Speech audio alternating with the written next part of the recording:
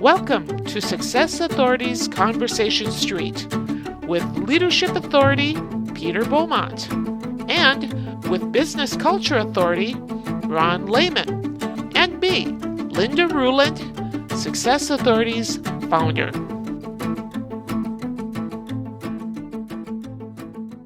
How do we improve or help people really improve how they do their businesses? And we're kind of aimed at small and medium-sized businesses.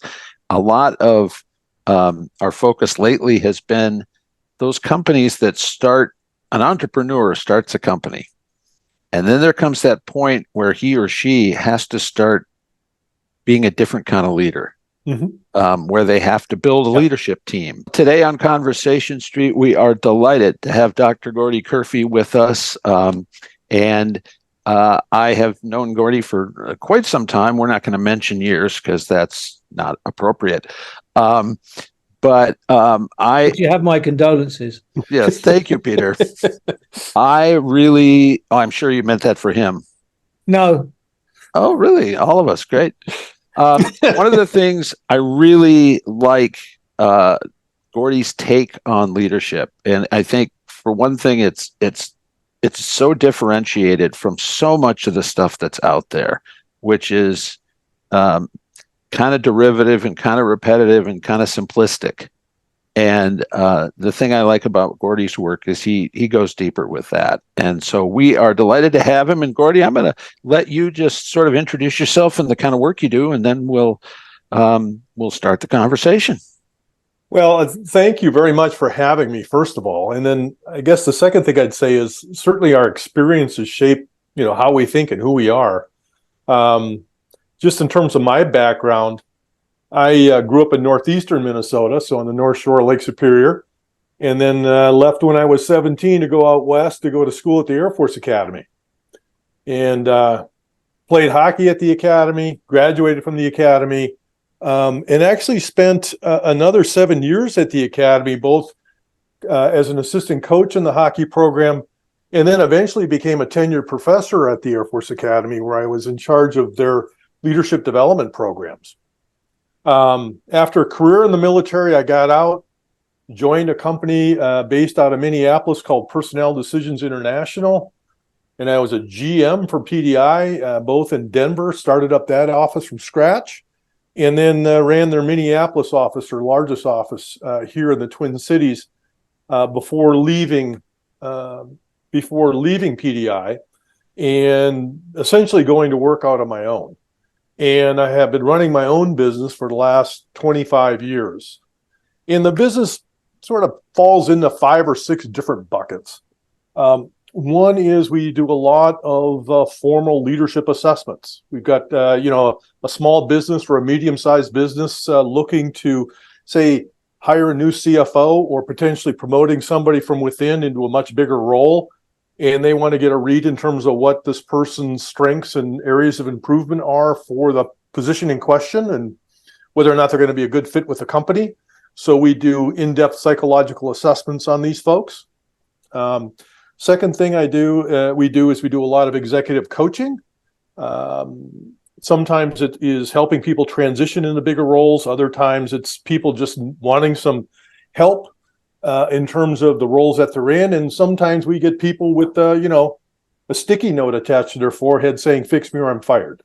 Companies call us up to because they've got an individual leader that they want to have looked at more in depth, or they have a team that needs help, or they've got just some general questions about helping high potentials be more effective, or helping leaders in general be more effective. Well, clearly you've been filling your time. I'd say you're not sitting around with your feet up, which is great.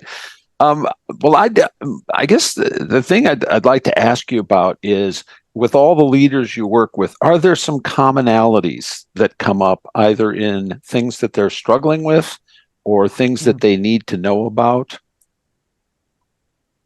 Well, a lot of what I've been doing the last 5 years or so has been working with teams.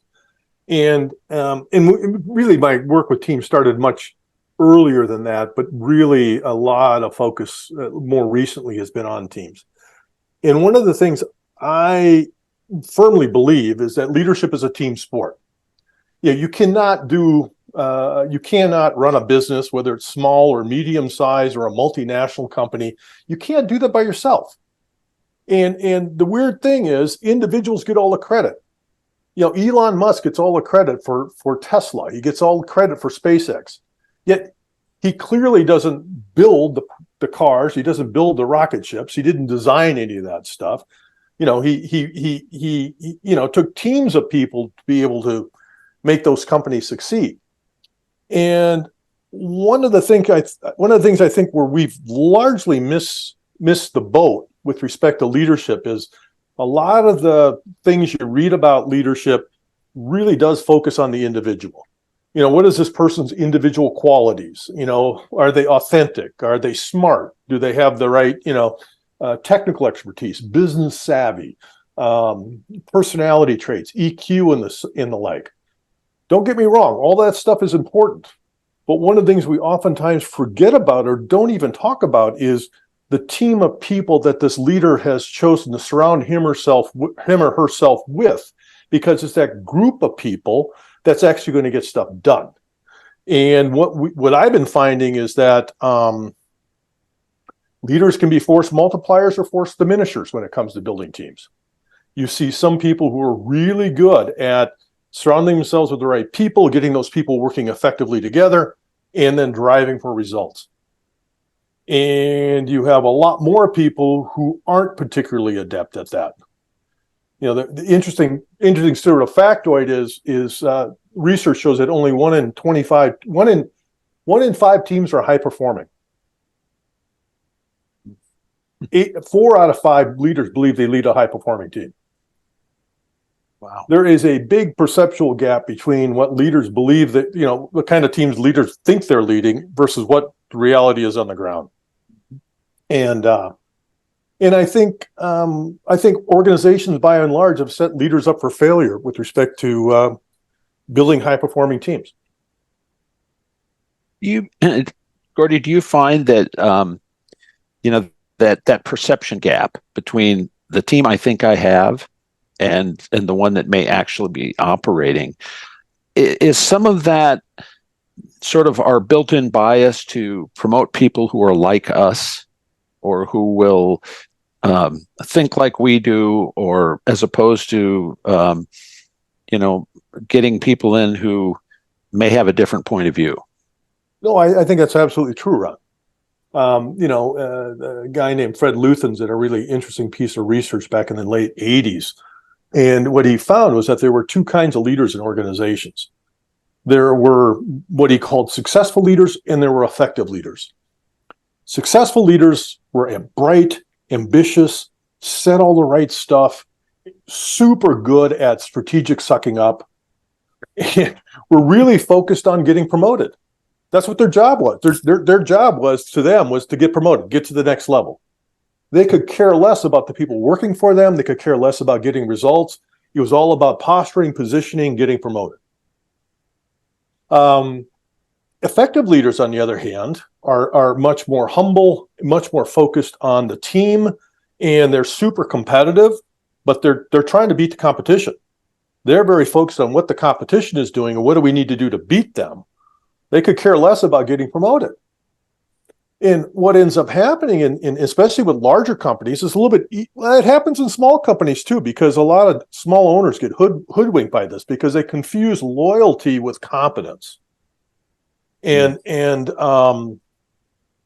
large companies are really susceptible to this sort of thing, where these people come in, they look great, they do a great job managing up, they get promoted before the stuff that they've done catches up with them, and they just kind of hip hop from one job to the next, have this impressive looking resume, and not get much accomplished.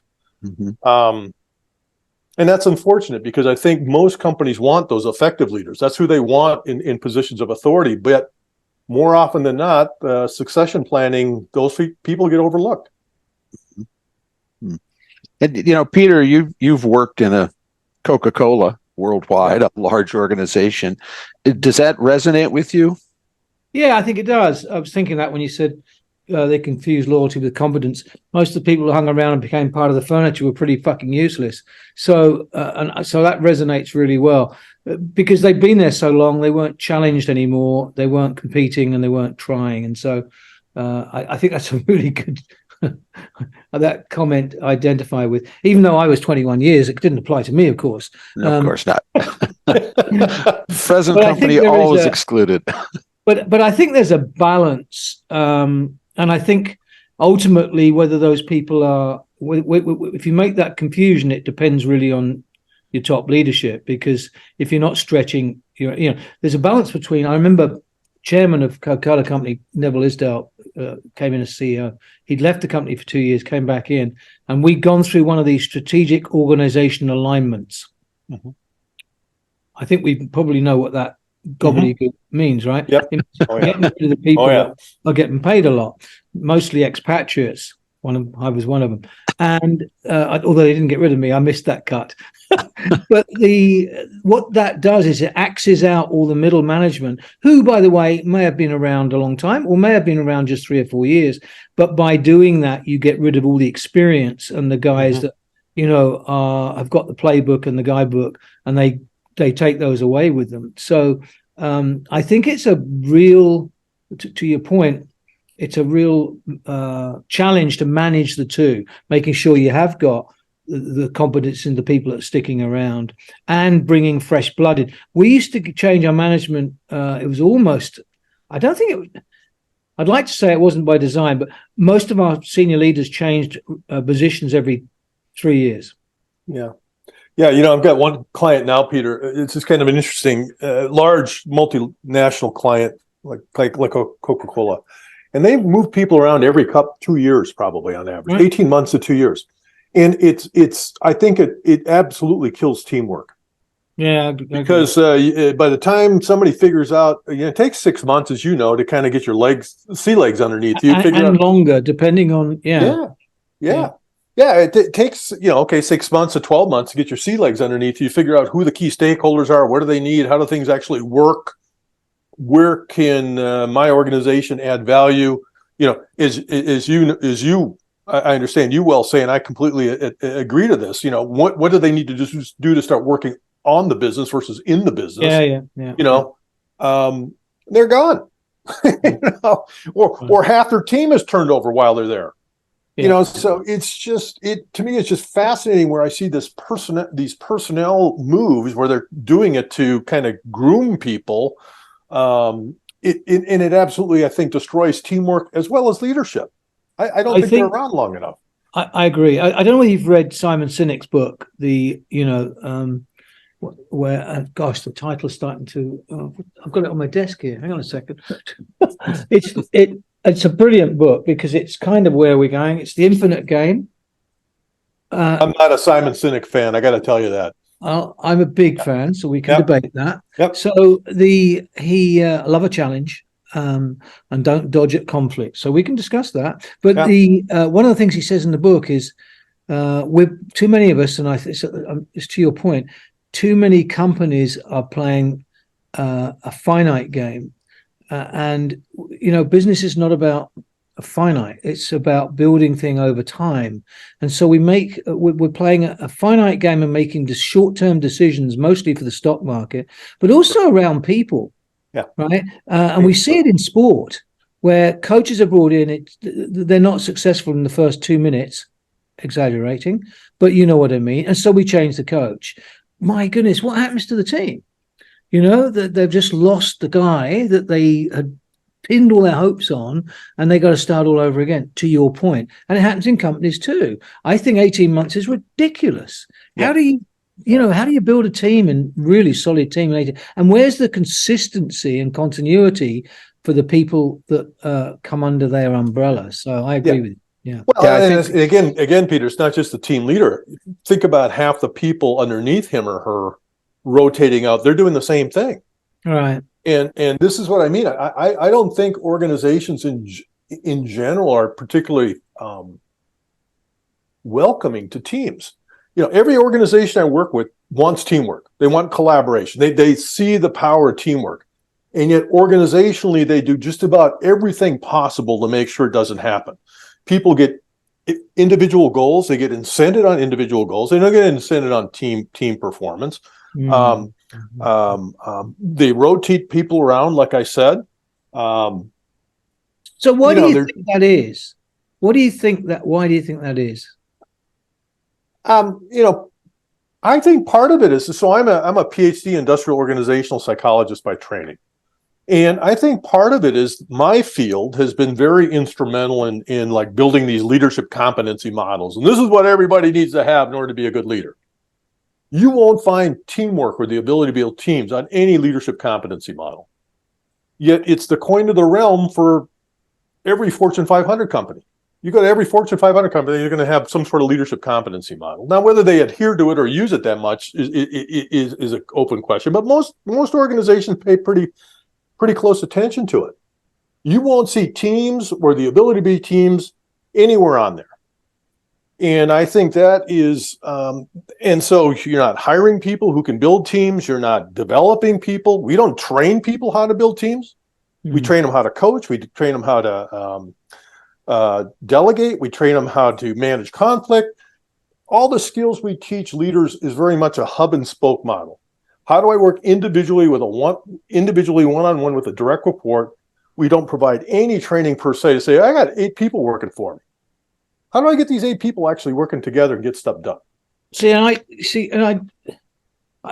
hear you and I agree with you. I don't quite understand that disconnect, because we use sports analogies for everything in this country. Agreed. And yet, who are the best coaches? They're often the guys that can work. They're not the best technicians. They're not the best athletes. They're not often the best strategists. They're the ones that can actually make the team tick and make kids play in the right positions, which they'll excel at as a team. And so it kind of flies in the face of that. I don't quite get it. But think about that analogy, Peter. That's a great analogy, and I couldn't agree with you more. Many times we find the best coaches were B players at best. Yeah. But they were super observant and they knew how to put people together. Agreed. Who gets promoted? The superstar in organizations. Yeah, it's the same as sales, right? Yeah. Sales, my best salesman. Now they're going to be the salesman. 75%, I think, is the figure of promoted salespeople into sales management positions fail. Yeah. But we keep doing it.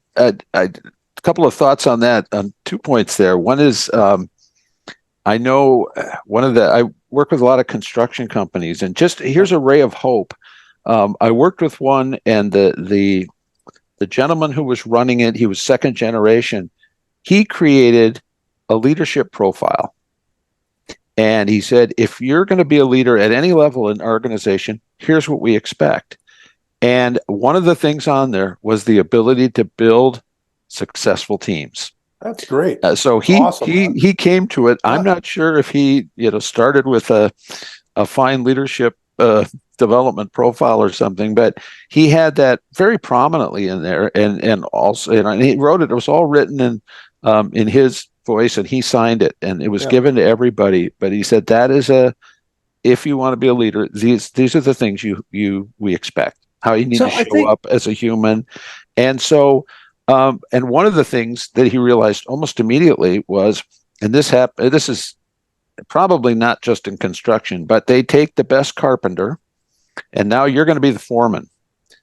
And there's 2 big problems. One is they don't give them any training on what that new job looks like. They also sometimes stick them with the crew they used to be part of, which that's a tough game. To now I'm not your coworker anymore. Now I'm the boss. And so they fall back on either being a tyrant or being everybody's best friend. And neither one of those works very well. And every time I talk to, those frontline supervisors, they always talk about, I had no idea how much of my job was going to involve people.